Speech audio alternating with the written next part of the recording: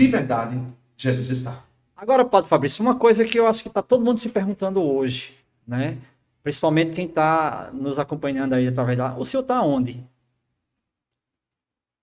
Eu estou em Arco Verde, Pernambuco, Arco Verde, Diocese de Pesqueira, inicialmente para um momento de 6 meses, porque o Código de Direito Canônico, ele permite que o padre se licencie de sua diocese de origem, de sua igreja particular, no caso, Diocese de Patos, e vai fazer uma experiência pastoral, uma experiência sabática, uma experiência missionária em outra diocese.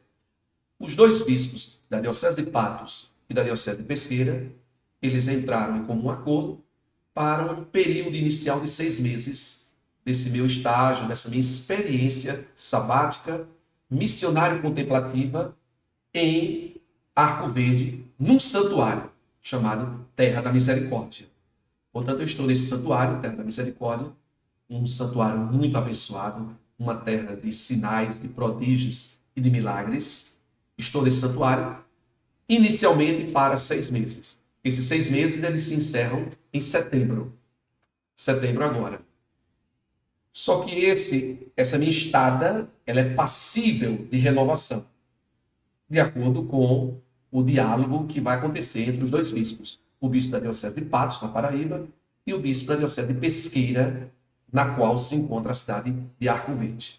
Portanto, estou lá no Santuário Terra da Misericórdia, inicialmente até setembro, mas um contrato passível de renovação. Agora, eu gostaria que o senhor falasse também um pouco, eu acho que o senhor acompanha com certeza absoluta, pouco tempo morreu o Papa Francisco, né? Um Papa que, ao meu ver, também veio revolucionando a religião católica. E o novo Papa agora, eu gostaria que o senhor falasse um pouco dos temperamentos, vamos falar assim, dos dois, se são parecidos, como o senhor vê? Olha, o Papa Francisco, eu me identifiquei muito com o Papa Francisco. Eu também. Eu sou fã do Papa Francisco, porque eu vi no Papa Francisco as atitudes cristãs mais autênticas e mais transparentes. O Papa Francisco colocou o amor, a misericórdia, a solidariedade, a justiça de Deus acima de qualquer estigma, clichê, julgamento, até mesmo acima de qualquer norma, de qualquer artigo, de qualquer código, até mesmo acima de qualquer lei. Porque a lei suprema do cristianismo é o amor. A lei máxima do cristianismo é o amor. O ápice da vida cristã é o amor. E o Papa Francisco quebrou fronteiras, quebrou clichês, quebrou estigmas, superou preconceitos, discriminações, e ele amou, procurou amar como Jesus, ele nos pede e ele nos manda. Então, eu sou fã do Papa Francisco, que abraçava incondicionalmente, sem acepções, sem diferenciações, sem discriminações, sem exclusões, a todos. Eu acho que resume o pontificado do Papa Francisco aquilo que ele dizia: tutti, tutti, tutti, todos, todos, todos. Eu sou fã e interessante que quando ele fez aquele discurso, já foi nos últimos anos, nos últimos dias do pontificado dele, ele quebrou tanto o protocolo, o formalismo. Obrigado, Papa Francisco, por aquele exemplo de coragem de quebrar o rubricismo, os protocolos, os formalismos exacerbados, doentios, patológicos e que muitas vezes são escravizantes. E naquele discurso, tutti, tutti, tutti, todos, ele fez mais assim, até de uma forma muito simples, muito humilde. Repitam comigo: eu não estou escutando. Olha, um Papa fazer isso de uma forma muito informal, de uma forma muito simples, de uma forma muito humilde.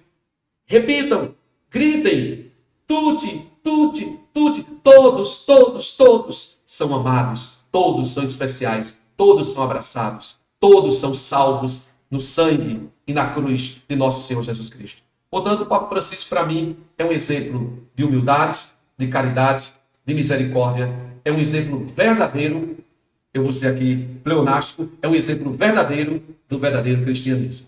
Obrigado, Papa Francisco. Que ele descanse em paz e que ele interceda a Deus por todos nós, para que nós tenhamos essa mesma coragem profética e essa mesma ousadia de viver o cristianismo do amor, da caridade e da solidariedade. E agora nós estamos com o Papa Leão. Eu vejo no Papa Leão uma sinopse, uma síntese equilibrada das várias vertentes da vivência cristã. O Papa Leão é um homem que veio, apesar de ser norte-americano, mas veio da missionariedade latino-americana, no Peru, vivenciou as dores, os augúrios, as angústias e as esperanças do povo latino-americano. É um homem de origem norte-americana e que depois foi levado e conduzido pelas mãos do Papa Francisco à burocracia do Vaticano, onde ele foi prefeito da congregação ou do dicastério para o episcopado, para os bispos. Então, é um homem que consegue entender a dor do povo latino-americano, do povo que vive nas periferias existenciais e também nas periferias geográficas, e um homem que consegue entender o miolo da parte administrativa, burocrática, mais formal da igreja, ali naquela circunscrição do Vaticano. Eu acredito que o Papa Leão vai ser alguém das duas asas, das duas pernas. A perna mais caritativa, mais solidária, mais amorosa, mais livre, mais espontânea, e também a perna que entende bem a burocracia, o protocolo, a formalidade e a essencial administração da Igreja una, santa, católica e apostólica. Portanto, vai ser o homem da síntese, o homem do equilíbrio. Falando na Santa Igreja Católica, como é que você vê hoje, né, a Igreja Católica no todo, no mundo como um todo, no Brasil, enfim? Como é que você vê?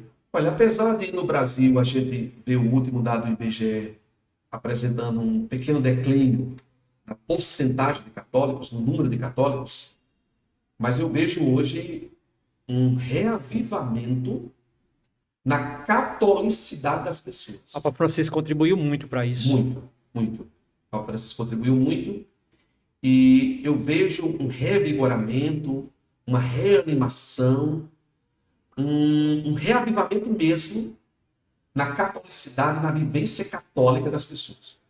E isso em todos os segmentos sociais. A gente via, por exemplo, alguns segmentos sociais que antes não tinham uma vivência católica profunda. Por exemplo, a classe média, a classe mais douta, a classe mais erudita, mais intelectual, cognitivamente mais avançada.